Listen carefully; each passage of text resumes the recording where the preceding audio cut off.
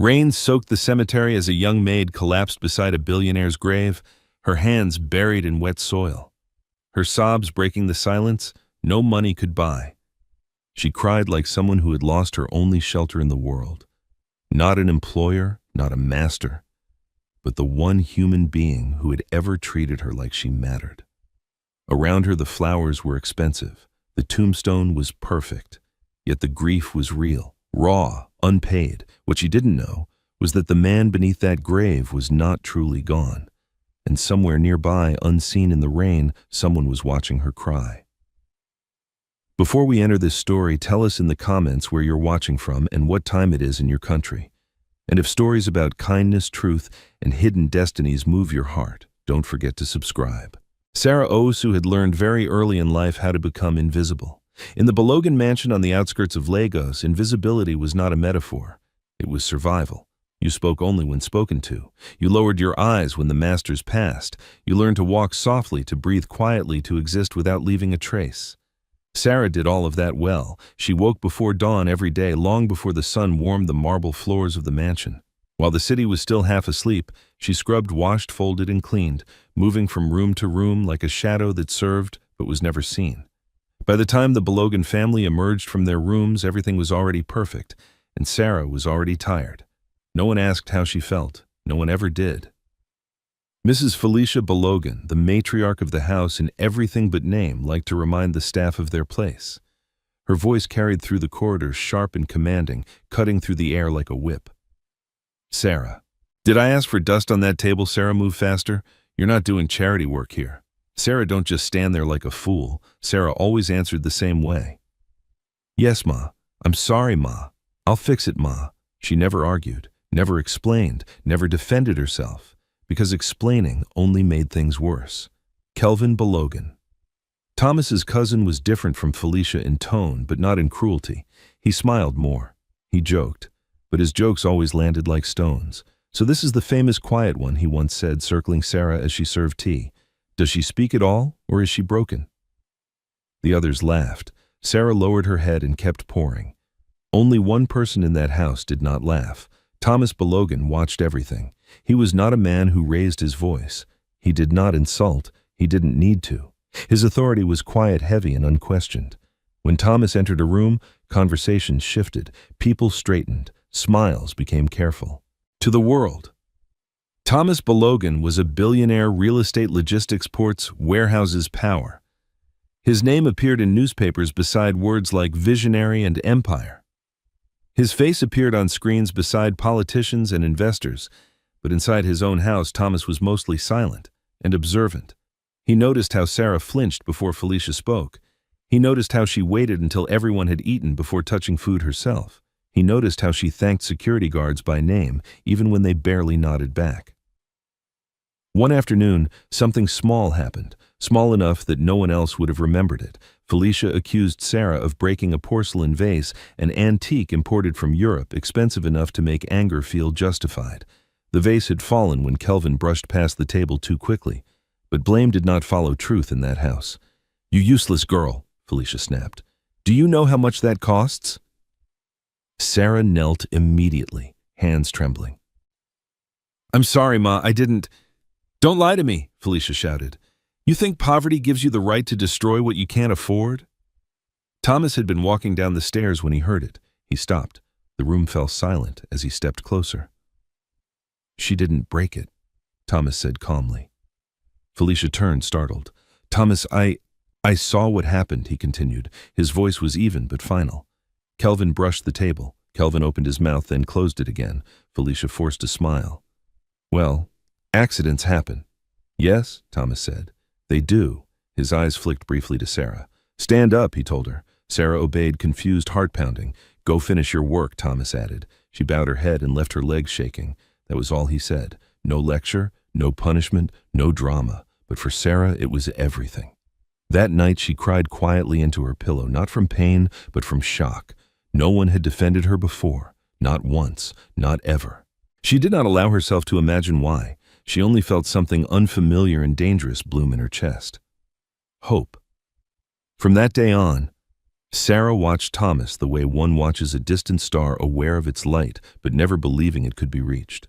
She learned his habits, how he drank his coffee black, how he paused before entering meetings as if preparing himself for a battle no one else could see, how he sometimes stood by the window late at night, looking out at the city instead of at people. And Thomas continued to watch Sarah. He noticed how she worked even harder after that day, not out of obligation but gratitude. He noticed how she never mentioned the incident to anyone, how she carried dignity quietly without demanding recognition. One evening, as Sarah cleared plates after dinner, Thomas spoke again. "What's your name?" he asked.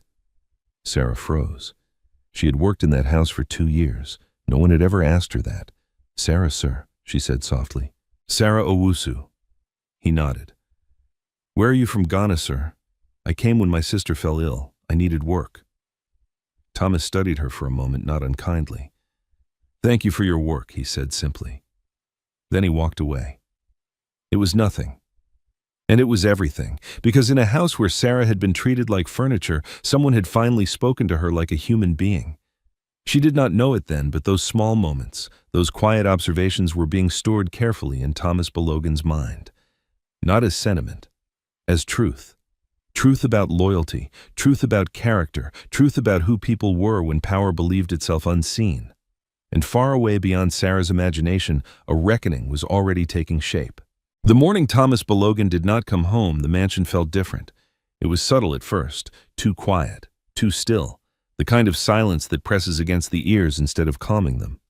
Sarah noticed it while polishing the long dining table, her hands moving slower than usual as she listened for footsteps that never came. Thomas was always precise. If he said he would return by 7, he returned by 7, not 7:30, not 8. Precision was his language. By 9 o'clock, Mrs. Felicia Balogan began pacing.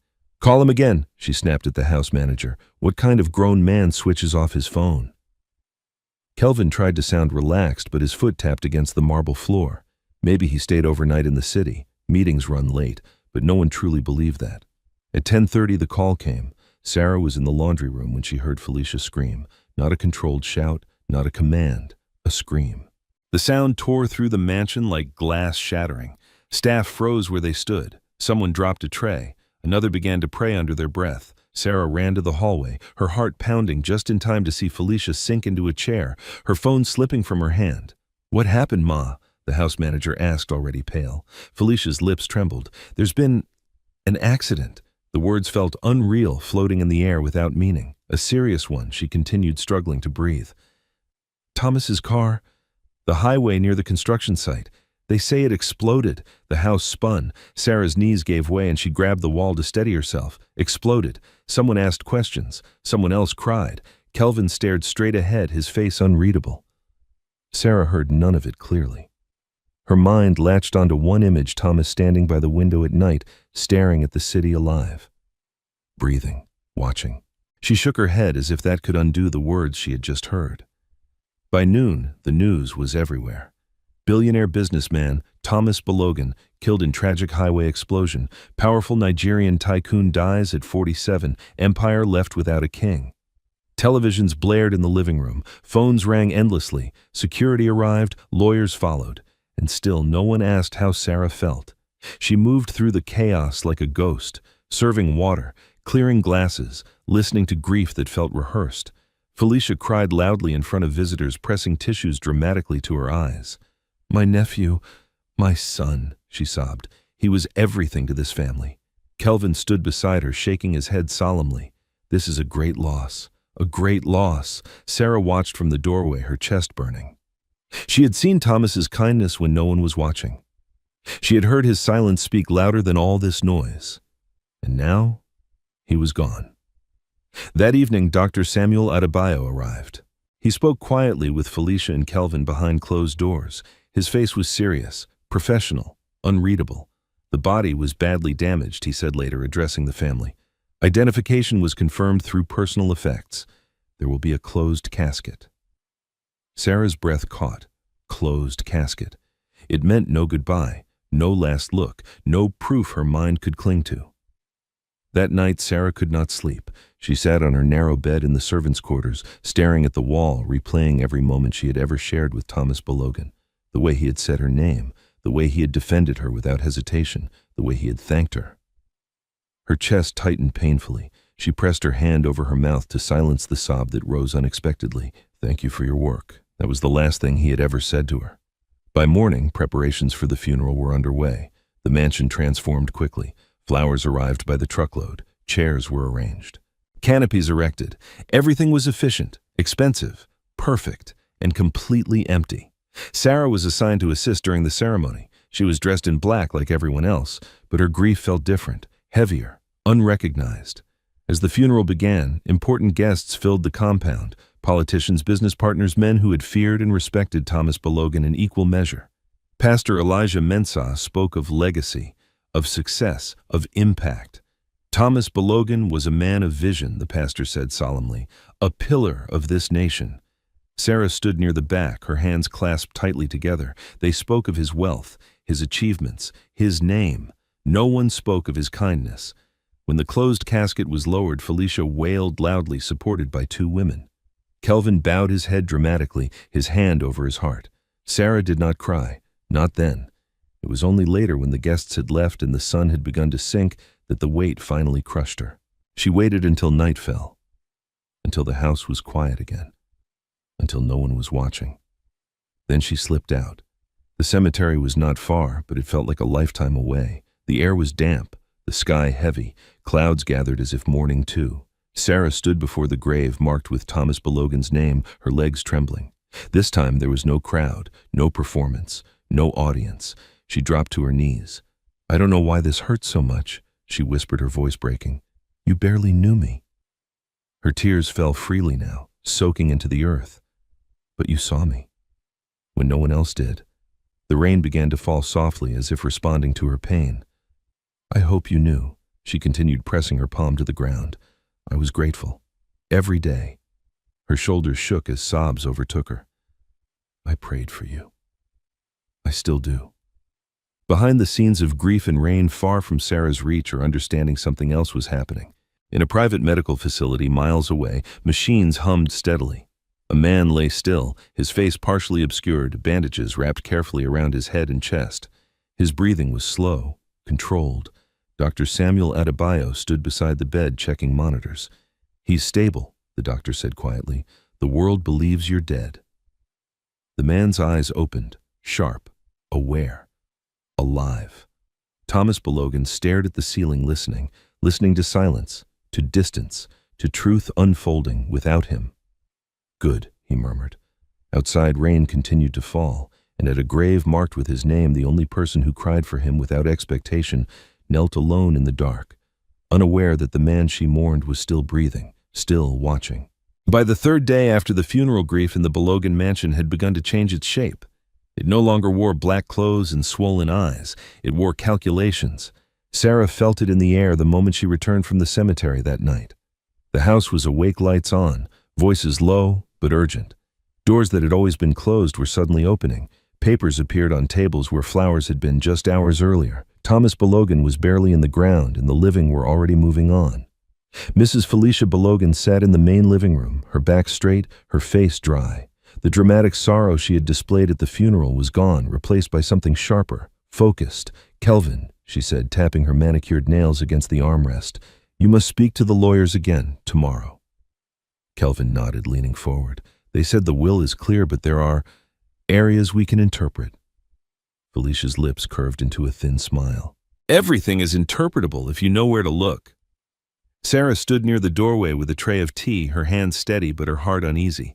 She wasn't meant to be listening, yet no one seemed to remember she existed. That was the cruel gift of being invisible. "Thomas trusted too easily," Felicia continued. "He left too much power in structures instead of people." Kelvin scoffed. "He won't be needing it now." The words made Sarah's chest tighten. "Won't be needing it now." She lowered the tray gently, careful not to make a sound, and stepped away before her emotions betrayed her presence. That night her room felt smaller than ever. Sarah lay awake, staring at the ceiling, replaying the sound of Felicia's voice. Something felt wrong, not just morally, but deeply.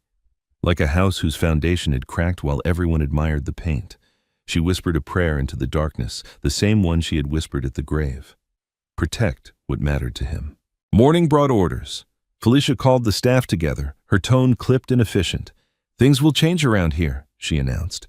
Until the estate is fully settled, expenses will be monitored closely. Sarah's stomach sank. No unnecessary meals, Felicia continued. No overtime, no wandering around the house without purpose. Her eyes landed on Sarah, and especially no sentimental nonsense. Sarah bowed her head. Yes, Ma. By midday, the changes were visible. Security checkpoints tightened, certain rooms were locked, documents were moved. Conversations stopped abruptly when Sarah entered a room. She felt like a stranger in a house she had cleaned with her own hands. That afternoon, Sarah was called into the main hall. Felicia sat with Kelvin and two unfamiliar men in suits. Files lay open on the table. Felicia said coldly, "You were close to Thomas, were you not?" The question startled her. I worked here, Ma." Felicia tilted her head. "That wasn't the question." Sarah swallowed. "He spoke to me sometimes." Kelvin smirked. "Sometimes, yes, sir." Felicia leaned forward. "You were often in his study. Late evenings, cleaning?" "Yes, Ma." "And you never heard anything," Felicia pressed, "about his plans, his intentions, his will?" Sarah shook her head immediately. "No, Ma, never." Felicia studied her for a long moment as if searching for a crack. "Very well," she said finally. "You may go." As Sarah turned to leave, Felicia added sharply, "But remember, loyalty does not survive death. Be careful where you place yours." The words followed Sarah all the way back to the servants' quarters. That evening, something happened that changed everything. Sarah returned to her small room to find it in disarray. Her mattress had been lifted, her few belongings scattered, her breath caught in her throat. "What is this?" she whispered. Before she could gather herself, Kelvin appeared at the doorway, flanked by two guards. "Ah, there it is," Kelvin said lightly. He bent down and picked something up from the floor. A gold pen, Thomas's pen, the one he always kept in his jacket pocket. Sarah's heart dropped. I found that in the hallway," she said quickly. "I was going to return it." Kelvin's smile didn't reach his eyes. "So you admit you took it?" "No," Sarah protested. "I didn't steal anything." Felicia appeared behind him, her expression unreadable. "This pen is worth more than you earn in 5 years, she said calmly. "Why was it in your room?" Sarah's hands trembled. "I swear, Ma." "I didn't." Felicia raised her hand, silencing her. "Enough," she said. "I have tolerated too much sentiment already." She turned to the guards. "Escort her out." Sarah froze. "Ma, please, out," Felicia repeated. Sarah's world narrowed to a sharp, unbearable point.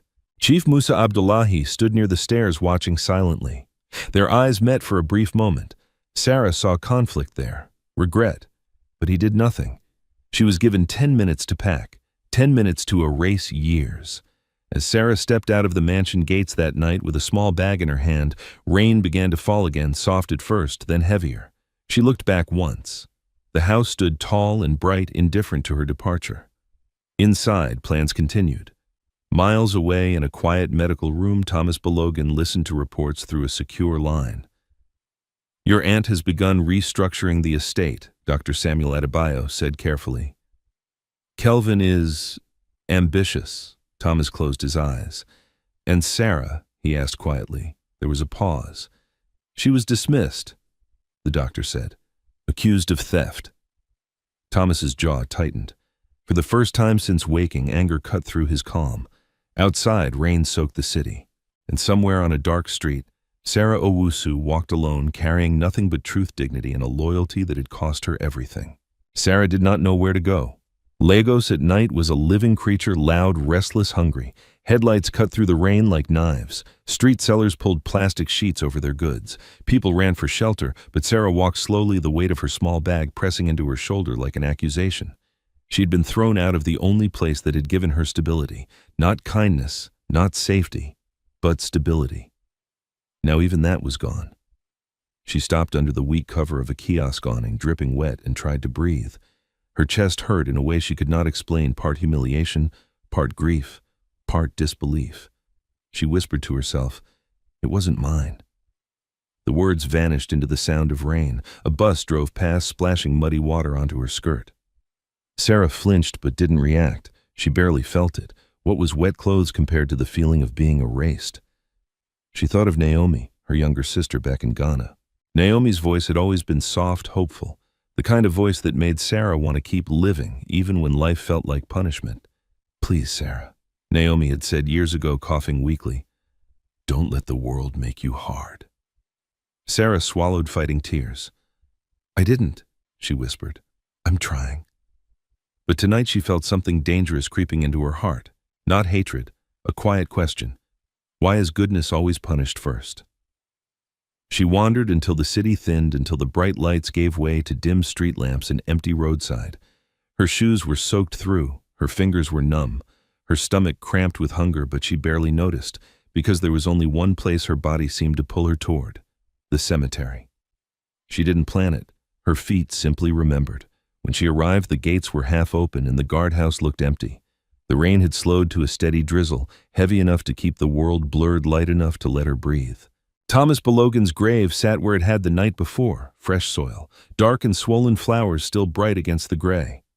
Sarah dropped to her knees again, as if her body knew no other posture in front of that name. The air smelled of wet earth and dying petals. She pressed her palm to the ground and cried, not loud, not for anyone to hear, the kind of crying that feels like something breaking quietly inside you. "I'm sorry," she whispered through tears. "I'm so sorry." She didn't even know what she was apologizing for: being poor, being powerless, being alive in a world that treated her like disposable dust.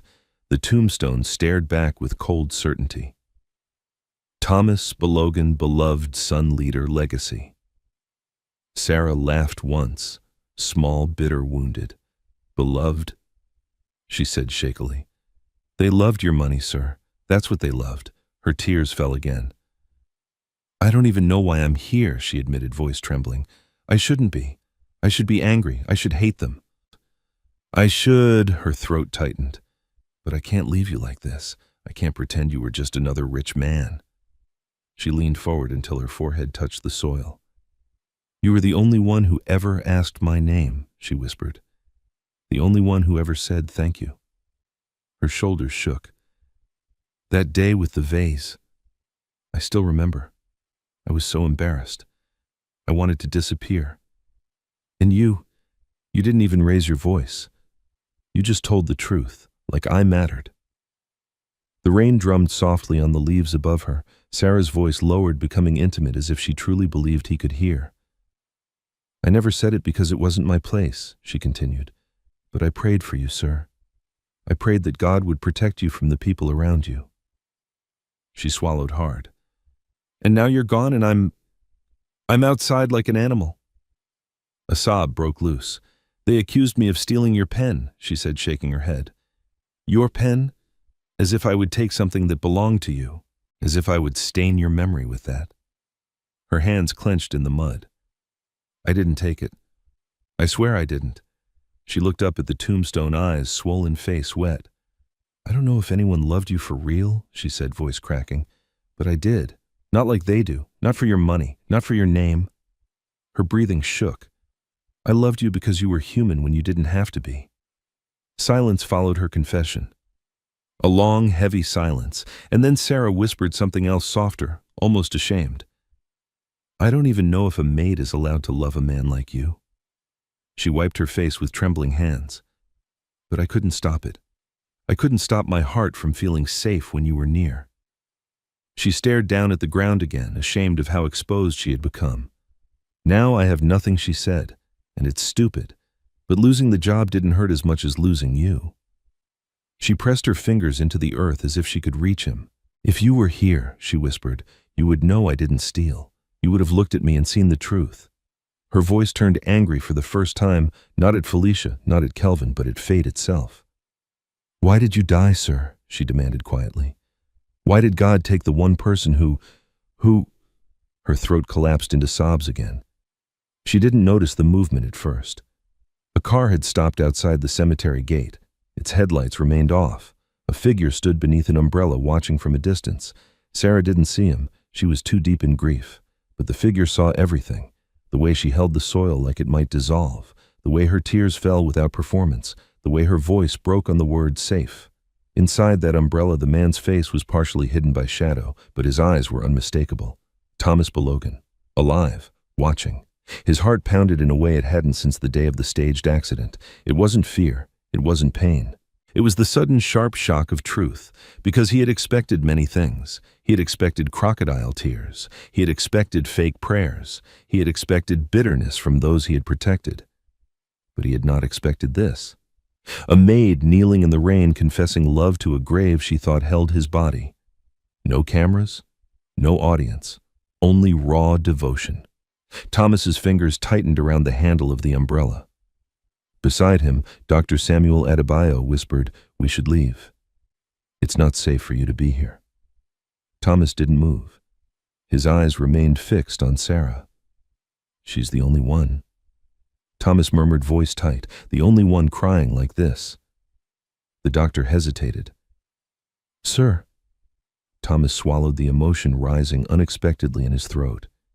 He had built an empire. He had commanded rooms full of powerful men. But this small woman in the rain was undoing him. Sarah's shoulders shook again as she whispered her final words to the grave. "If heaven is real," she said softly, "then rest, sir. Rest with peace. And forgive me for loving you too late." Thomas's chest tightened.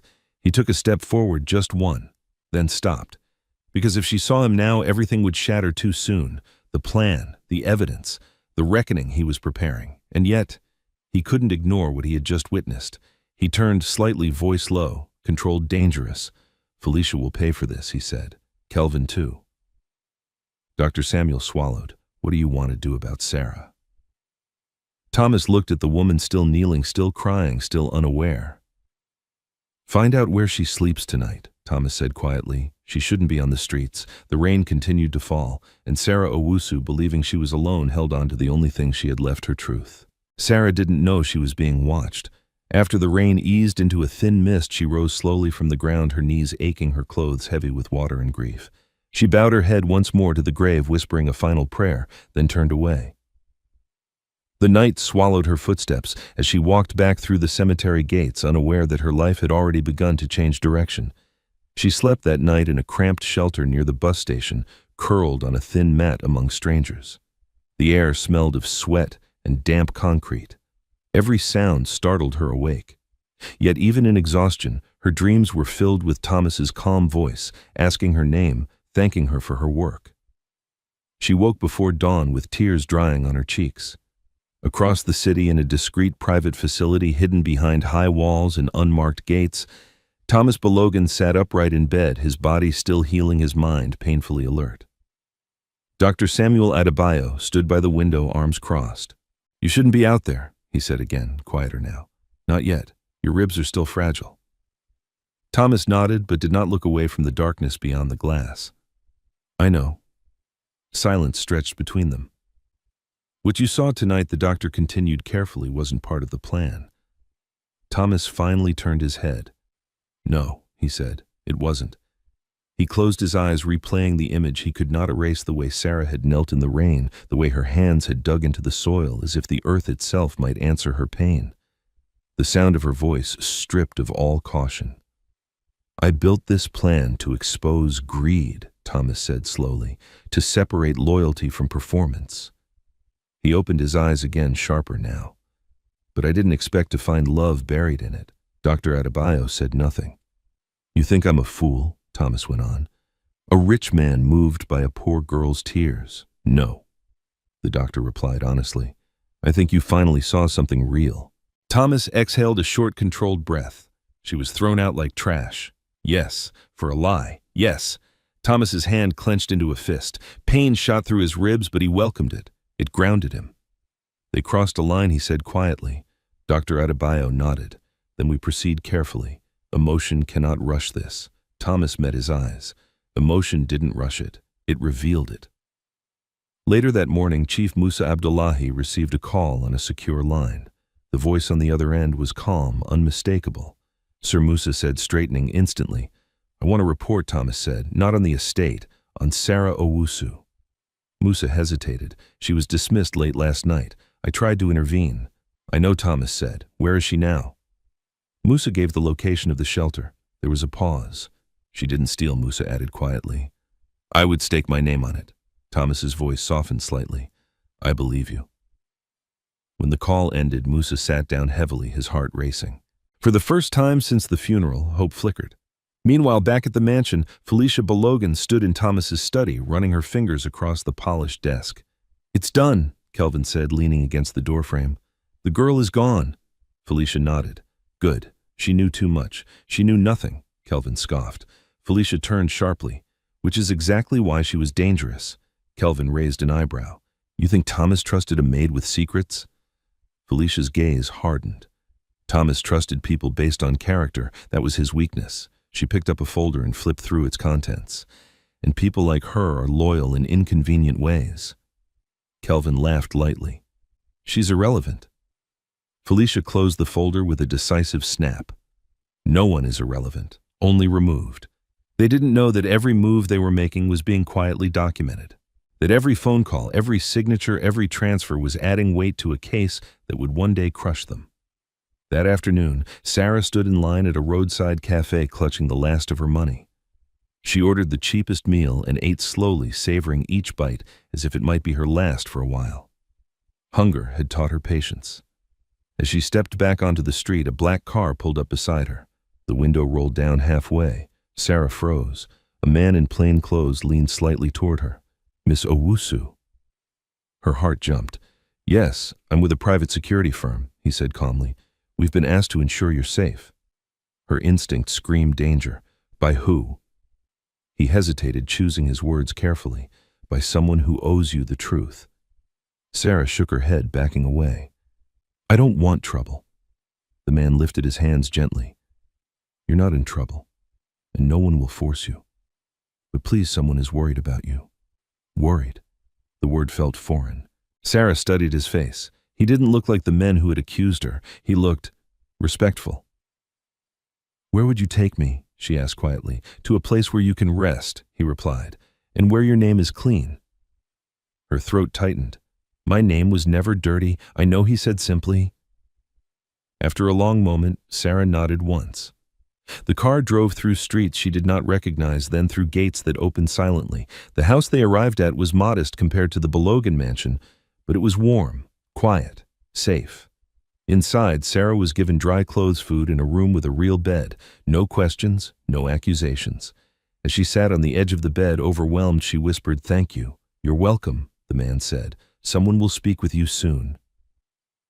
When he left, Sarah lay back and stared at the ceiling, her heart pounding. She didn't understand what was happening, but for the first time since being dismissed, she felt protected. That night, Thomas Balogan stood before a mirror, examining the faint scars that would soon fade. He adjusted his posture, testing his strength. Not yet, Dr. Adebayo cautioned. Another week. Thomas nodded. I can wait. He thought of Sarah sleeping in a clean bed, unaware of how close she was to the storm gathering around her. This changes nothing, Thomas said quietly, and everything. He sat down at the desk and began to write. Names, dates, decisions. This is no longer just about exposing greed, he murmured. It's about restoring justice. Outside, the city moved on, ignorant of the reckoning forming beneath its noise. And Sarah Owusu, finally asleep without fear, dreamed of a grave that no longer felt so final. Morning arrived quietly at the safe house, but inside Sarah Owusu nothing felt calm. She woke up slowly, confused by the softness beneath her body. For a brief second she thought she was still dreaming, until she remembered the rain, the cemetery, the black car, and the unfamiliar kindness that had followed her darkest night. She sat up, her heart racing. The room was simple but clean. Pale curtains filtered warm sunlight. A small table stood by the window with a glass of water and neatly folded clothes. No locks on the door, no guards watching her. For someone who had lived under constant supervision, the freedom felt unsettling. She whispered, "Where am I?" A gentle knock came at the door. Sarah, a woman's voice, asked softly, "Breakfast is ready." Sarah hesitated, then stood. She opened the door to find a middle-aged woman with kind eyes and a calm smile. "My name is Aisha," the woman said. "You're safe here." Safe. The words settled slowly like dust after a storm. At the dining table, Sarah ate quietly. No one rushed her. No one corrected how she held her spoon. No one barked orders. The kindness felt almost painful, like touching a bruise. Who brought me here? Sarah finally asked. Isha paused. Someone who knows the truth about you. Sarah's fingers tightened around her cup. I didn't steal anything. I know, Isha replied gently. Everyone here does. Tears burned behind Sarah's eyes, but she forced them back. She was tired of crying. While Sarah tried to understand her new reality, the Balogan mansion was transforming into something unrecognizable. Felicia Balogan stood at the head of the long table document spread before her like a battlefield map. Her posture was rigid, her expression sharp.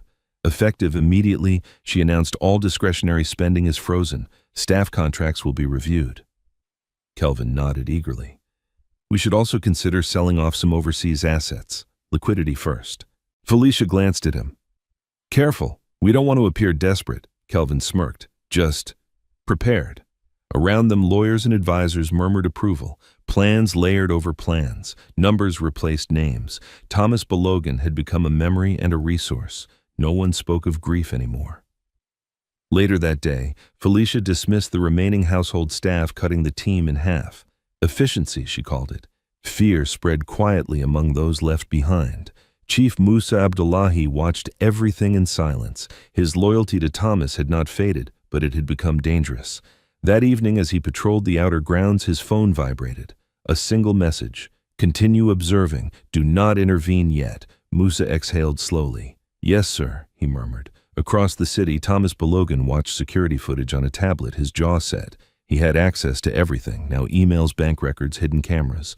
Felicia didn't know existed. She's moving too fast, Doctor. Samuel Adebayo said from behind him. She thinks speed equals control, Thomas replied. It doesn't. He paused the footage on an image of Kelvin laughing during a meeting. Greed always reveals itself, Thomas said quietly. You just have to let it speak. That night, Sarah sat on the edge of the bed staring at her hands. A knock came again, this time firmer. A man entered the room, tall, composed, dressed simply. Good evening, Sarah Owusu, he said. My name is Daniel. Something about him made her straighten instinctively. I'm here to ask you a few questions, he continued, and I want you to know there are no wrong answers. Sarah nodded cautiously. Did Thomas Balogan ever give you anything? Daniel asked. She shook her head. No, he didn't even give orders much. He just noticed things. Did he ever ask you to keep secrets? No. Daniel studied her carefully. Why do you think he defended you that day with the vase? Sarah thought for a moment. Because the truth mattered to him. Daniel's lips curved slightly. Yes, it did. He closed his notebook. One last question, he said gently. If Thomas Balogan were alive, what would you want to say to him? The room felt suddenly smaller. Sarah's voice trembled. I would tell him thank you, and I would tell him I didn't need his money. I just needed to know I wasn't invisible. Daniel nodded once. That's all he said. You'll be safe here. Someone will contact you soon. After he left, Sarah pressed her hand to her chest, trying to calm her breathing. Alive. The word echoed in her mind. She shook her head. No, that was impossible. Meanwhile, at the mansion, Felicia stood alone in Thomas's study late at night. She opened a locked drawer using a key she had found hidden behind a frame. Inside were folders labeled with dates. She frowned, flipping through them. Why would he keep all this? She muttered. She didn't realize the files were copies bait. The originals were already in Thomas's possession. Far away, Thomas watched the live feed as Felicia rifled through the drawer. Careful, he murmured. You're stepping exactly where I want you. Dr. Adebayo glanced at him, and Sarah Thomas's gaze softened briefly. She stays protected, no matter what. That same night, Sarah dreamed again.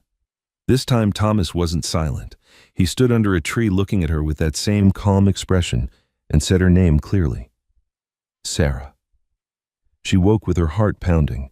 Outside her window, dawn crept in slowly, bringing with it the quiet certainty that the truth, no matter how buried, was already rising.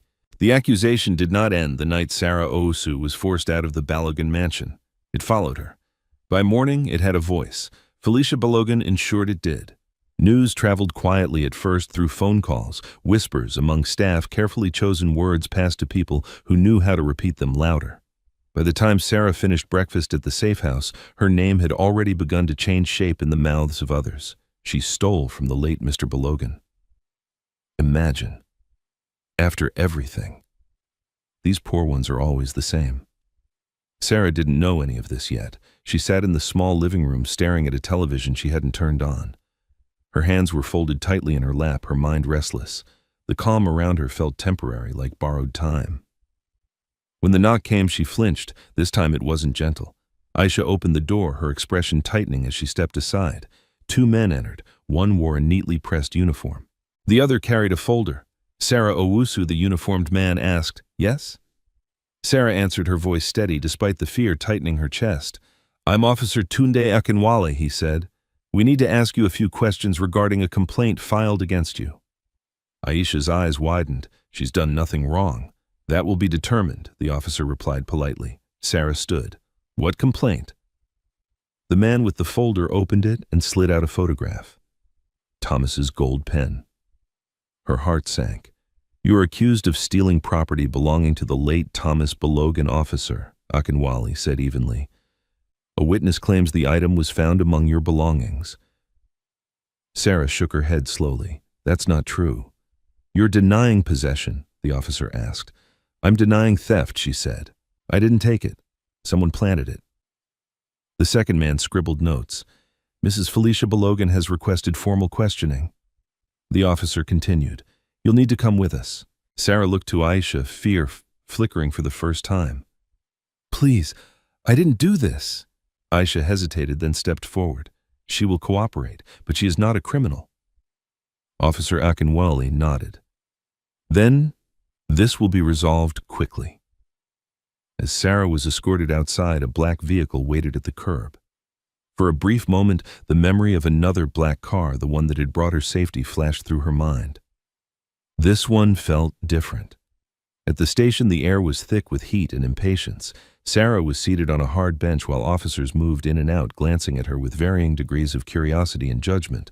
One whispered to another, not quietly enough. Another housegirl thinking she can touch what doesn't belong to her. Sarah closed her eyes. She reminded herself of the truth. Truth was all she had. Hours passed. Finally, Officer Akinwale returned, his expression unreadable. "We've contacted the Balogan estate," he said. "They're pressing for charges." Sarah's breath caught. "On what evidence?" the pen, he replied. "And testimony." "Whose testimony?" she asked. He hesitated. "Mr. Kelvin Balogan." The name landed like a slap. "He lied," Sarah said firmly. "He knows he lied." Officer Akinwale studied her. "Do you have anyone who can vouch for you?" Sarah thought of the mansion staff, their fearful eyes, their silence. "No," she said softly. At that exact moment, in a private office miles away, Thomas Balogan watched the interrogation through a secure feed. His jaw tightened. "Enough," he said. Dr. Samuel Adebayo glanced at him. "It's time." "Not to reveal myself," Thomas replied, "but to intervene." He picked up his phone and dialed a number. "Proceed," he said simply. Back at the station, Officer Akinwale's phone buzzed. He glanced at the screen, then at Sarah. "Excuse me," he said, stepping aside. Minutes later, he returned. His demeanor changed. "Miss Owusu," he said carefully, "you're free to go." Sarah blinked. "What?" "The complaint has been withdrawn," he continued. "Effective immediately." Her heart pounded. "By who?" He paused. "By the estate's legal representative." Sarah stood slowly, disbelief washing over her. Outside, sunlight felt blinding. Aisha was waiting. She wrapped Sarah in a tight embrace the moment she saw her. "You're safe," she whispered. "I told you." Sarah's legs trembled. "Someone is protecting me," she murmured. "I don't know who, but someone is." That evening, Felicia Balogan slammed her phone onto the table. "Who withdrew the complaint?" she demanded. Kelvin frowned. "I don't know. The lawyer said it came from within the estate." Felicia's eyes narrowed. "That's impossible. I control the estate." Kelvin shifted uncomfortably. "Maybe Thomas left more safeguards than we thought." Felicia's voice dropped dangerously low. "Thomas is dead." Kelvin didn't answer. In a quiet room, Thomas Balogan removed the bandage from his hand, flexing his fingers. "She's stronger than I expected," Dr. Adebayo said. "She shouldn't have to be," Thomas replied. He stared at the screen, showing Sarah stepping back into the safe house, her face pale but unbroken. "They tried to crush her with shame," he said, "and failed." Dr. Adebayo crossed his arms. "What now?" Thomas's eyes hardened. "Now they expose themselves further, and she stays protected." That night, Sarah sat alone in her room, staring at the wall. Someone had stepped in, someone powerful enough to stop the accusation with a single call. Her thoughts circled one impossible idea and pushed it away again. "No," she whispered. "He's gone." But somewhere deep inside, a fragile thread of doubt remained, and far above the city in silence and shadow, the man the world believed dead prepared the next move. Life after the police station felt unreal to Sarah Owusu, like she had stepped into a quiet pocket of time the rest of the world could not see. Days passed at the safe house without incident. No shouting, no accusations, no sudden orders barked from across a room. She woke when her body was ready. She ate without rushing. She slept without listening for footsteps in the hallway. And yet peace did not come easily, because safety, when you are not used to it, feels suspicious. Sarah spent long hours sitting by the window watching the street below. Children walked home from school. Vendors argued playfully over prices. Life went on careless and loud, as if nothing inside her had been shaken loose. But inside, her thoughts never rested. Someone had intervened, someone powerful, someone who knew her name. She replayed the moment at the police station over and over in her mind, the officer's sudden change in tone, the way the accusation vanished without explanation. That kind of power did not come from kindness alone. It came from influence. At night, memories crept in. She dreamed of the mansion, not as it was at the end, cold and hostile, but as it had been in quieter moments. The echo of her footsteps in the halls, the smell of polish and soap. Thomas Balogan standing by the window looking out at the city as if searching for something he could not name. In her dreams, he turned to her and spoke. But she never heard the words. She woke each time with her heart pounding her chest, aching with something dangerously close to hope. Across the city, reality was unraveling inside the Balogan estate. Felicia Balogan sat with her lawyer's irritation sharp in her voice. "I want to know who authorized the withdrawal of that complaint." One of the lawyers adjusted his glasses. It came from a controlling interest tied to Mr. Balogan's private directives. Felicia stiffened. "That's not possible." "Thomas, never." He did, the lawyer interrupted carefully. "There are safeguards, automated permissions, triggers." Kelvin shifted in his seat. "Triggers for what?" The lawyer hesitated. "For misconduct. For deviations from certain ethical boundaries." Felicia's face hardened. "Are you telling me my nephew designed a system to monitor his own family?" The lawyer did not answer directly. "I'm telling you," he said slowly, "that Thomas Balogan was not a man who trusted easily." Kelvin forced a laugh. "He's dead." The lawyer's eyes flicked to him. "Yes, but his systems are very much alive." That night, Felicia stood alone in the study, surrounded by the quiet hum of the house. She poured herself a drink she barely tasted. Something was wrong. Not in the way of ghosts or superstition, but in the way of control slipping through her fingers. And Felicia Balogan hated nothing more than losing control. Meanwhile, Sarah received her first unexpected visitor. Daniel, the man who had interviewed her days earlier, returned in the early afternoon. He carried a folder this time, his expression thoughtful. "How are you feeling?" he asked. Sarah shrugged lightly. "Grateful, confused." "That's understandable," he said, taking a seat across from her. "I'd like to talk to you about your future." Her pulse quickened. "I don't want trouble." Daniel smiled faintly. "Neither do we." He slid the folder toward her. Inside was an offer. Not charity, not compensation, work. A position at a small logistics firm, administrative support, training provided, fair pay, housing assistance included. Sarah stared at the paper, her hands trembling. Why, she asked quietly, why help me like this? Daniel met her gaze. Because you were wronged, and because someone believes you deserve more than survival. She swallowed. Who? Daniel paused, then answered honestly. I can't tell you that. Not yet. Sarah nodded slowly. She had learned not to push. I'll work hard, she said. I always do, I know, Daniel replied. After he left, Sarah sat alone with the folder in her lap. For the first time since she arrived in Lagos, the future did not feel like a wall. It felt like a door slightly open. Elsewhere, Thomas Balogan listened to the report in silence. She accepted the job offer, Dr. Adebayo said. No questions, no demands. Thomas nodded. Good. You could have done more, the doctor added. Given her money, security, comfort. Thomas shook his head. That would have cheapened everything. He leaned back slowly, careful of his healing body. She doesn't need saving, he continued. She needs dignity. Dr. Adebayo studied him. And what do you need? Thomas didn't answer immediately. He thought of the rain, the grave, the way Sarah's voice had broken when she said she felt safe around him. I need the truth to finish what it started, Thomas said finally. Over the next week, Sarah began her new job. She arrived early, took notes, asked questions, made mistakes and corrected them without complaint. Her supervisors noticed. She's quiet, one said, but she listens. Each evening, Sarah returned to the safe house exhausted, but proud. It felt good to earn something again, not because she was desperate, but because she was capable.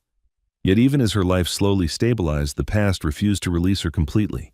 One evening, while sorting old belongings in her small room, Sarah found something she had forgotten she kept, a folded piece of paper. She opened it carefully. It was a receipt, old faded from the day Thomas had defended her over the broken vase. She had picked it up from the floor afterward without knowing why. A meaningless thing, or so she thought. She stared at it now, her chest tightening. Why had she kept it? Why did his memory still follow her so closely? She pressed the paper flat and whispered, Please, let me move on. But fate was not finished with her. Back at the Billionaire estate, Kelvin made a mistake. A small one. He signed a transfer too quickly, assuming no one was watching. The alert triggered immediately. Miles away, Thomas Billionaire's screen lit up. There it is, he murmured. Dr. Adebayo leaned closer. That's enough to move forward. Thomas's expression was calm, but his eyes were sharp. Yes, he said. It's time. He closed the file and stood carefully testing his balance. Their world is about to change, he added quietly, unaware that the man she mourned was preparing to return. Sarah Owusu lay in bed that night staring at the ceiling, listening to the hum of the city. For the first time in weeks, she whispered something new, thank you, whoever you are. She had no idea that the answer to her prayer was closer than she imagined. The mistake Kelvin Billionaire made was small enough to feel harmless. A signature placed too quickly, a transfer approved without double-checking. A moment of confidence born from believing the man who designed the system was dead. But Thomas Billionaire had built his empire on understanding one simple truth. People reveal themselves when they believe no one is watching. At dawn, Thomas sat in a secured room, the soft hum of servers filling the silence. His face was calmer than it had been in weeks, the sharp edge of restraint finally giving way to purpose. Dr. Samuel Adebayo stood beside him, tablet in hand. The transfer confirms intent, offshore routing, false authorization codes. Thomas nodded. Kelvin was never patient, and Felicia the doctor asked. Thomas tapped the screen. She's smarter, but greed makes even smart people predictable. On the screen, a timeline unfolded, emails, calls, approvals, delays. Each action neatly layered, each motive exposed by its own urgency. She didn't just take advantage of my absence, Thomas said quietly. She prepared for it.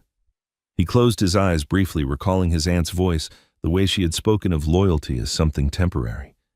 Then let her live with that belief a little longer, he continued. The deeper they go, the harder the fall. Across the city, Sarah Owusu walked into her new office building carrying a simple lunch bag and a notebook. She wore plain clothes, her hair pulled back neatly. No one there knew her past, no one asked. She liked that. Her supervisor, a woman named Mrs. Dyke, noticed Sarah's diligence immediately. You're early every day, Mrs. Dyke remarked during a break. Sarah smiled softly. I don't like being late. Mrs. Dyke studied her. You've worked in houses before. Yes, Ma, it shows, she said. But here you don't need to disappear. You're allowed to exist. The words hit Sarah harder than she expected. She nodded, unable to speak for a moment.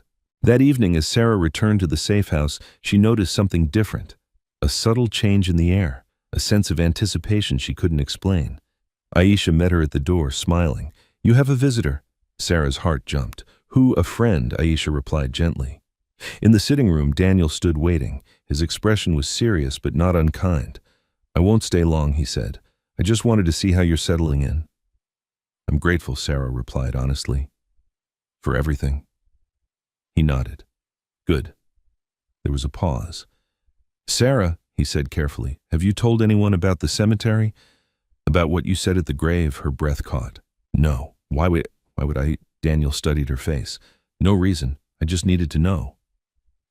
After he left, Sarah sat alone, unsettled. How could he know about the cemetery? She pushed the thought away. There were things she couldn't explain. She was learning to live with that. Back at the Billionaire estate, tension thickened like smoke. Felicia paced the living room, phone pressed to her ear. "I want those documents finalized today," she snapped. "No delays." Kelvin lounged nearby, feigning calm. "Relax. Everything is under control." Felicia stopped abruptly. "Nothing is under control. The complaint against the girl was withdrawn without my approval." Kelvin rolled his eyes. "You're still worried about that maid," Felicia turned on him. "That maid knew Thomas. She mattered to him." Kelvin scoffed. "You're giving her too much importance." Felicia stepped closer, lowering her voice. "Thomas never corrected people publicly unless he cared. That should have told you something." Kelvin opened his mouth to argue, then stopped, because for the first time, doubt flickered across his face. That same night, Thomas met with his legal team in a private location. "You're certain?" one of the attorneys asked. "Once you reveal yourself, there's no turning back." Thomas's gaze was steady. "I'm not revealing myself yet." The lawyers exchanged looks. "I want the board meeting scheduled." Thomas continued. "Emergency. Mandatory attendance. But they believe you're dead." Thomas finished. "Yes, which makes it more interesting." He slid a file across the table. "By the time they walk into that room," he said, "they'll already be exposed.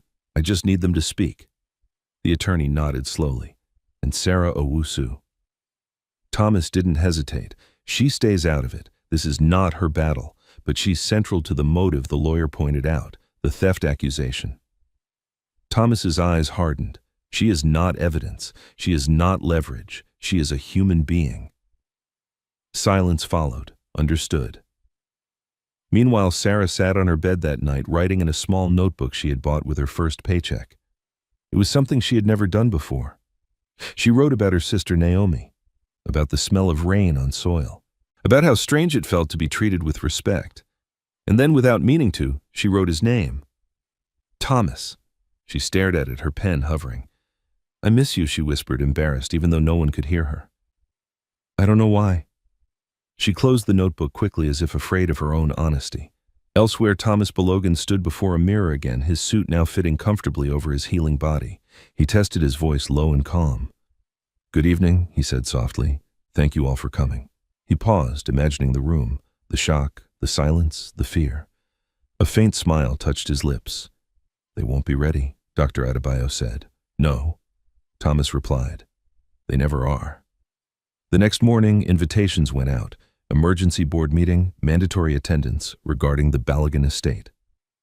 Felicia read the message twice, her pulse quickening. "Who authorized this?" she demanded. Kelvin frowned. "I didn't."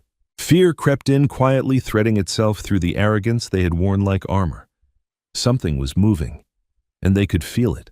At her desk that same morning, Sarah looked up from her computer as an unfamiliar unease settled in her chest. She placed a hand over her heart, confused. She didn't know why. She only knew that something long delayed was finally approaching. The boardroom at Billionaire Holdings had never felt so tense. Long before the meeting was scheduled to begin, executives and directors arrived in uneasy clusters, whispering behind careful smiles.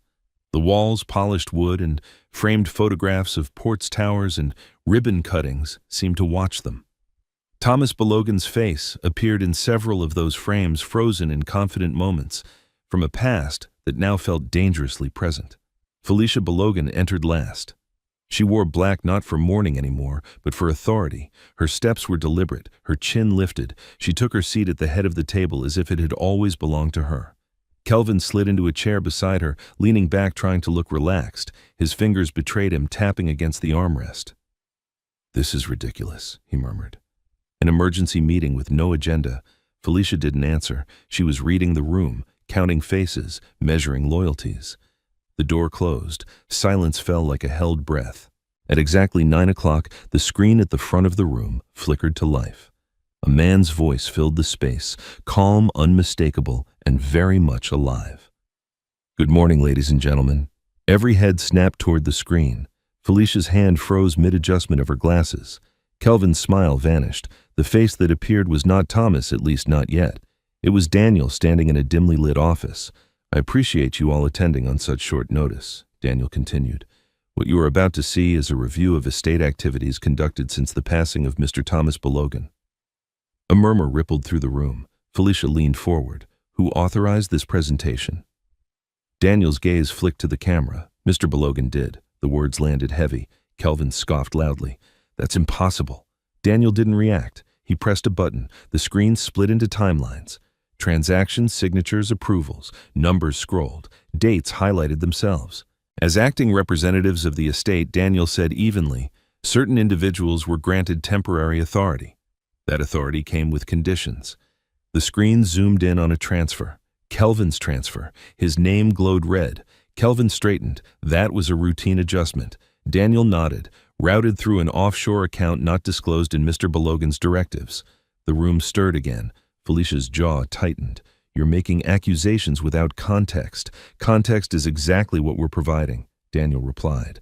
Another click. Emails appeared, Felicia's this time, carefully worded, calculated, instructing lawyers to reinterpret clauses to delay audits to prioritize certain sales. Felicia stood. This is outrageous. You have no right. You do, a voice interrupted. Not from the screen, from the door. The room turned slowly as if afraid of what it might see. Thomas Balogan stood there, alive, whole, watching them. The air seemed to collapse inward. Someone gasped. A chair scraped loudly against the floor. A glass tipped over and shattered the sound, sharp and small against the enormity of the moment. Felicia staggered back into her seat, her face drained of color. Kelvin's mouth opened, but no sound came out. Thomas took a step forward, then another. Each step was measured, controlled, devastating. I told you all once, Thomas said calmly, his voice steady, that this company runs on integrity. He stopped at the head of the table, standing just behind Felicia. Apparently, he continued, some of you believed integrity died with me. No one spoke. Thomas turned his gaze to Kelvin. You moved money that wasn't yours, he said. Not because you needed it, but because you thought you could. Kelvin's voice cracked.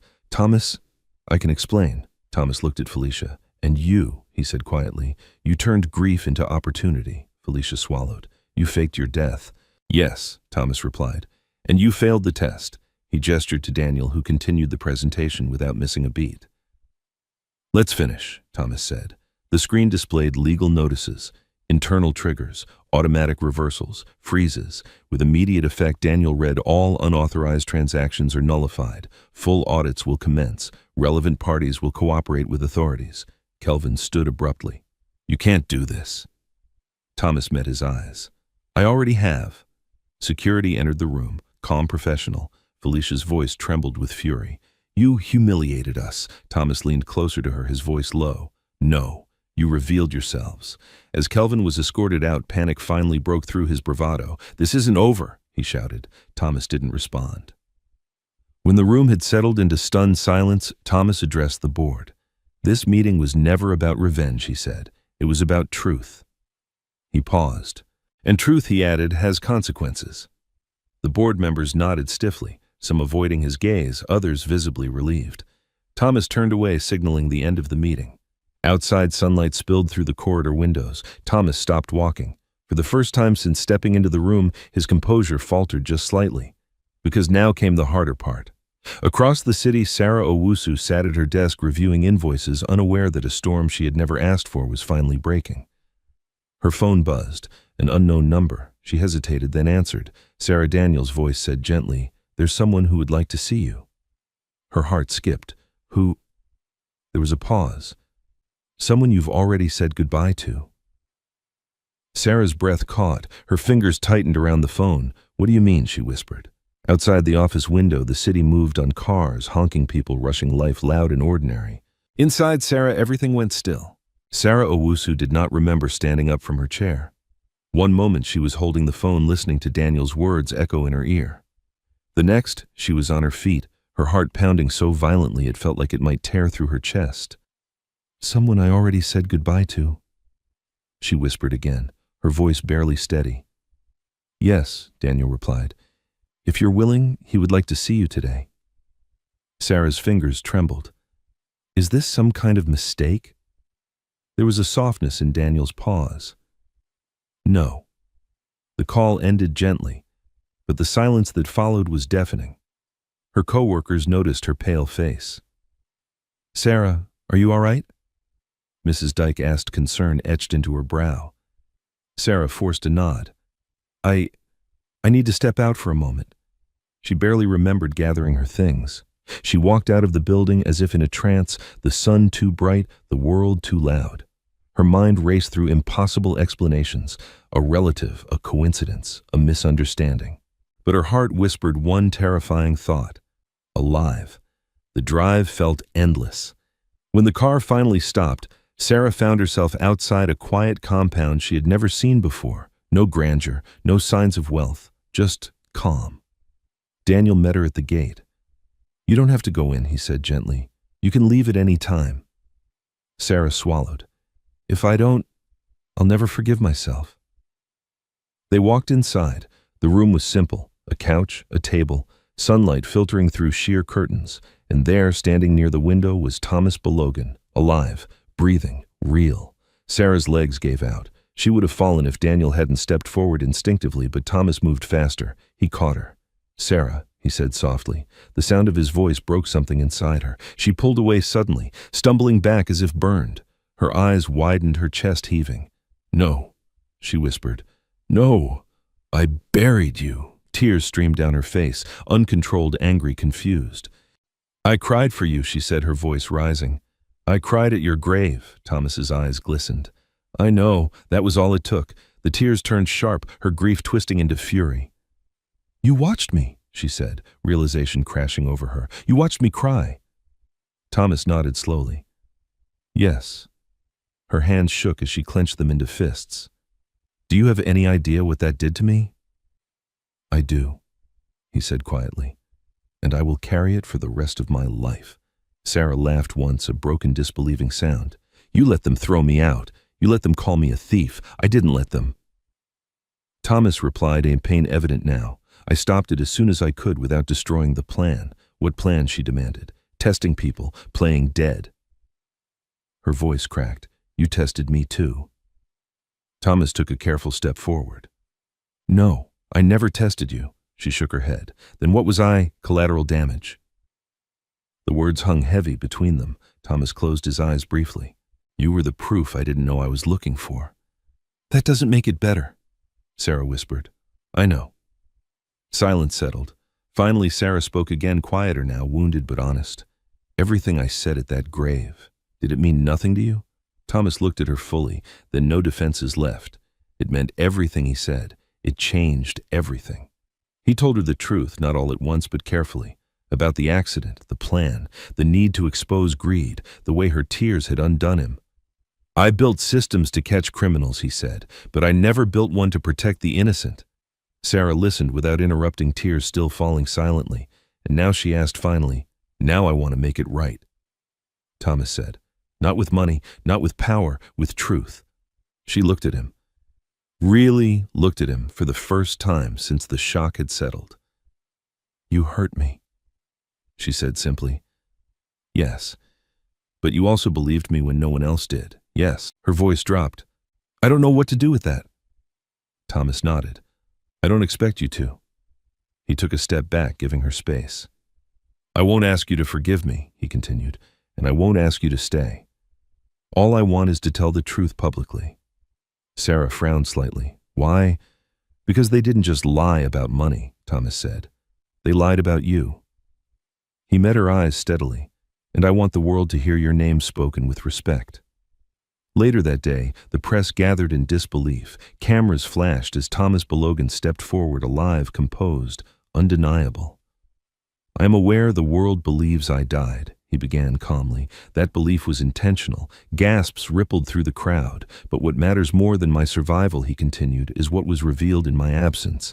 He spoke of betrayal, of greed, of systems abused. Then unexpectedly he said her name, Sarah Owusu. Sarah watched from a private room, her heart racing. "She was accused of theft," Thomas said firmly. "That accusation was false." Murmurs spread. She lost her job, her dignity, her safety, for a lie. His voice hardened. "And she is not the only one." He ended the conference not with anger, but accountability. As the cameras shut off, Thomas exhaled slowly. Back in the quiet room, Sarah sat alone. She didn't feel victorious. She felt exposed. Thomas entered softly. "I've said what needed to be said," she nodded. "I didn't do it for redemption," he added. "I did it because it was owed."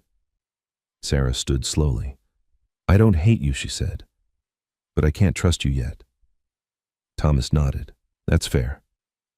She hesitated at the door, then turned back. "One thing," she said. "At the grave." "I meant every word." Thomas's chest tightened. "So did I," he replied. She left without another word. And for the first time since returning to life, Thomas Balogan understood that some debts could not be paid quickly, only honestly. The days after the press conference moved differently for Sarah Owusu. Not faster, not slower, just heavier. Her name was suddenly everywhere, on screens, in articles, in conversations she passed on the street. People spoke it carefully now, with sympathy, with outrage, with curiosity. The same world that had ignored her pain was now eager to understand it. Sarah hated that part. She returned to work the morning after the announcement, hoping routine would anchor her. But the office felt altered. Colleagues glanced at her with new awareness. Some smiled too kindly. Others avoided her eyes. Mrs. Dyke called her into the office. "You didn't tell us," she said gently. Sarah kept her gaze steady. "I didn't know how." Mrs. Dyke nodded. "You don't owe anyone explanations. Just know you're respected here. That hasn't changed." Sarah exhaled slowly, grateful. But inside, something remained unsettled. She had seen Thomas again, heard his apology, witnessed him restore her name publicly. And still, her heart refused to rest. Because truth does not erase trauma. It only gives it language. That evening, Sarah returned to the safe house, exhaustion clinging to her bones. She expected quiet. Instead, Aisha met her at the door with a hesitant smile. "There's someone here to see you," Aisha said. Sarah's stomach tightened. "Who?" "He asked to speak to you privately," Aisha replied. "You can say no." Sarah closed her eyes briefly. She already knew. Thomas Balogan stood in the small sitting room, not in a suit, not surrounded by security. Just a man in a plain shirt, hands clasped in front of him like someone waiting for judgment. He did not move when she entered. "I won't stay long," he said immediately. "And if you want me to leave, I will." Sarah crossed her arms, not defensively, but to hold herself together. "You've already said what you needed to say," she replied. "Yes," Thomas said, publicly. She raised an eyebrow. "And this is personal," he answered, "and optional." Silence stretched. Sarah sat across from him, leaving distance between them. "You've given me my name back," she said. "You didn't have to do that." "I did," Thomas replied, "because I took something from you first." She looked away. "Every night since that cemetery," Thomas continued quietly, "I've asked myself why your tears mattered so much." Sarah's jaw tightened. Was it guilt, he asked? Was it loneliness?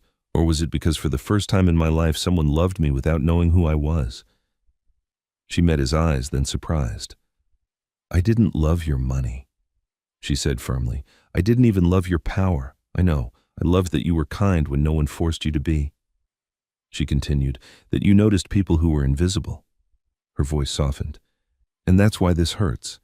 Because the man I believed you were wouldn't have let that happen to me." Thomas nodded slowly, absorbing every word. "You're right," he said. "The man you believed in failed you." He leaned forward slightly, not reaching for her. "I can't undo that, but I can choose who I am next." Sarah studied him for a long moment. "What do you want from me?" she asked. Thomas answered without hesitation, "Nothing." She frowned. "That's not true." He held her gaze. "I want the chance to earn back your trust," slowly, without expectation, her lips pressed together. "And if I can't," she asked, "then I'll respect that," he replied, "and still be grateful you existed in my life at all." The honesty disarmed her more than any apology could have. "I'm tired," Sarah said quietly. "Tired of being strong, tired of being tested.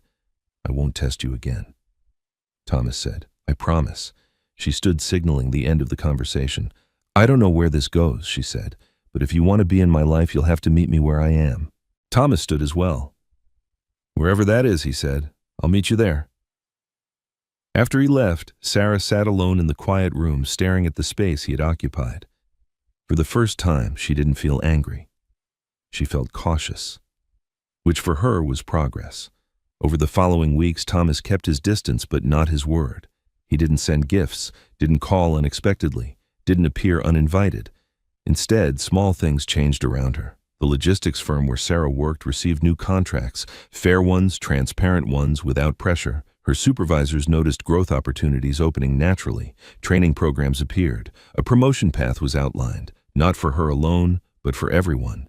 Sarah noticed. She also noticed that the safe house quietly transitioned into long-term housing assistance. Not labeled, not announced, just done.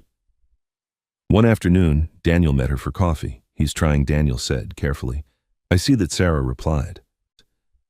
"And how do you feel?" She stirred her cup slowly, like someone learning how to breathe after almost drowning. Daniel smiled gently. "That takes time." Across the city, Felicia Balogan sat alone in her apartment, the silence pressing in. Legal proceedings had begun, assets frozen, reputation fractured. For the first time, she felt what Sarah had felt, powerless, and somewhere quietly justice unfolded without spectacle. One evening, weeks later, Sarah stood at the cemetery again, not to cry, to close a chapter. Thomas did not follow her.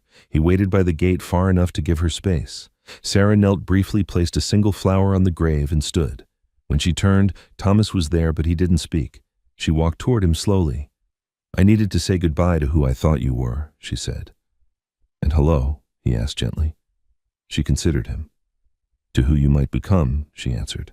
They walked out of the cemetery side by side, not touching, not promising, but no longer divided by lies. For the first time since that rainy night, Sarah felt something unexpected. Not certainty, but possibility. The morning Sarah Owusu moved into her new apartment, she stood at the doorway for a long time without stepping inside. The keys felt strange in her hand, light, cold, real. This place was not a gift, not a reward, not compensation. It was a lease in her name, paid for by her own earnings, supported quietly by a housing program she had qualified for without favoritism or pressure. Everything was documented. Everything was clean. That mattered to her. She walked through the room slowly. The apartment was small but bright, with wide windows that let the city in. The walls were bare. The air smelled faintly of fresh paint and something new. For the first time in her adult life, Sarah closed a door and knew no one could open it without her permission. She sat on the floor and cried, not loudly, not from pain, but from relief so deep it frightened her. Across the city, Thomas Balogan stood in his office watching the Lagos skyline through glass that reflected his own face back at him. The empire was intact again, but changed.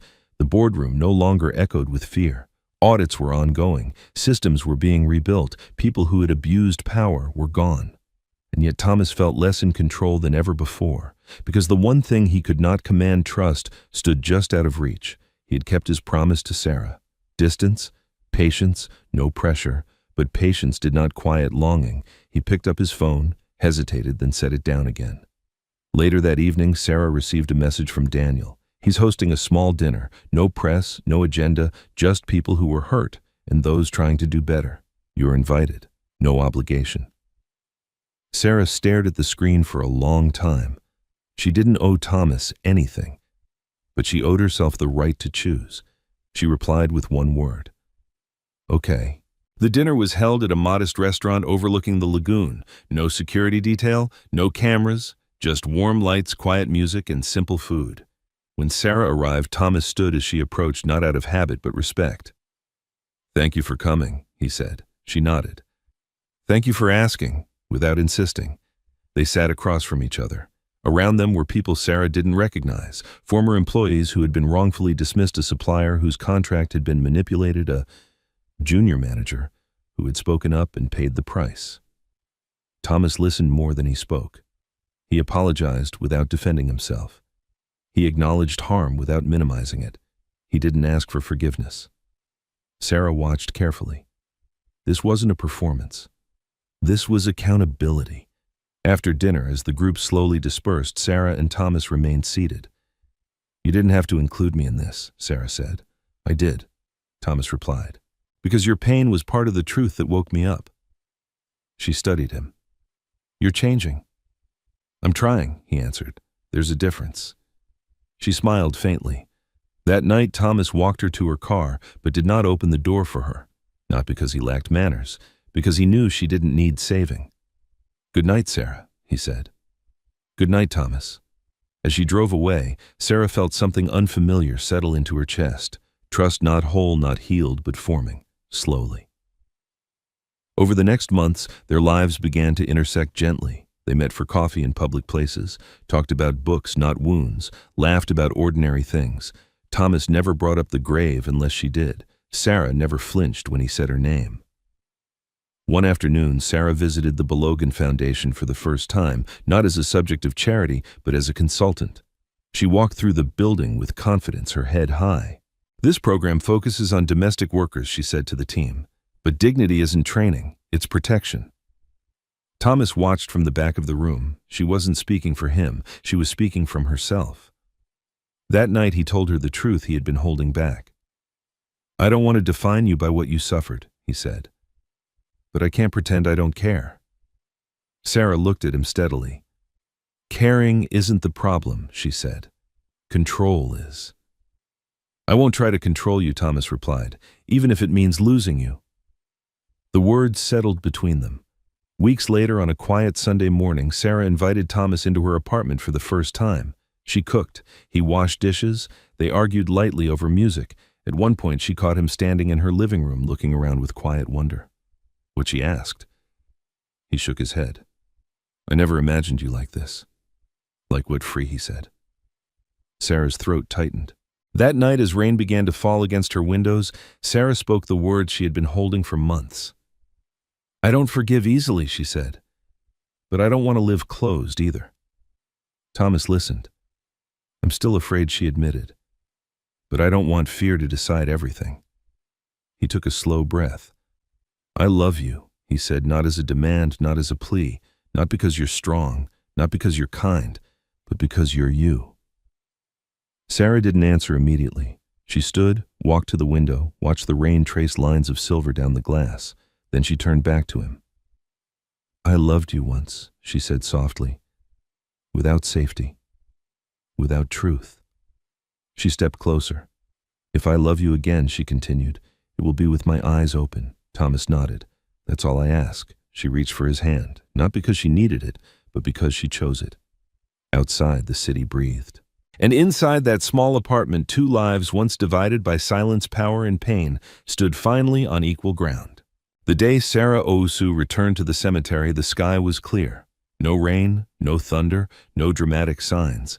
Just sunlight moving gently across the rows of stone warming the earth that had once held her tears. She walked slowly between the graves carrying a single white lily.